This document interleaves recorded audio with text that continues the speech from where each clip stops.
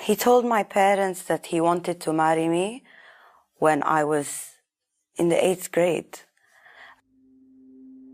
They fooled me after I sat the secondary school exams at the end of that year. And the first time I even saw him was a week after he proposed the marriage to my uncle.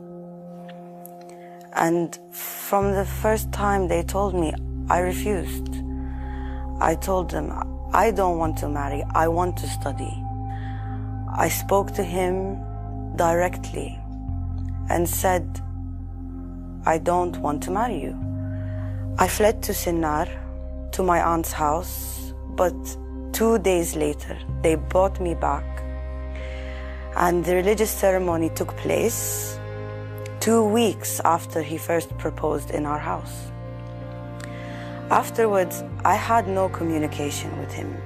If he visited the house, I left. I told him, I don't want you. The wedding ceremony was 3 years later, after I sat my school leaver exam. They did all the usual rituals for the wedding. His family are well off. But in all that time, I didn't take anything from him, not a single penny. I was overwhelmed with anger. I didn't want this man. I sat in the hairdressers contemplating suicide. I cried sitting next to him. In the car, he kept coming closer to me and I kept moving away. We arrived at the honeymoon flat. I locked myself inside one of the rooms and lay down full closed. This went on. I refused to eat. I refused to leave my room. On the third day, he told me, it's time you open the door so I don't break in. And I refused. But while he slept, I crept out and found the door to the flat was locked. On the 9th day, his relatives came. His uncle told me to go to the bedroom. I said no. So he dragged me by my arm into the bedroom and his cousin slapped me. All of them tore at my clothing.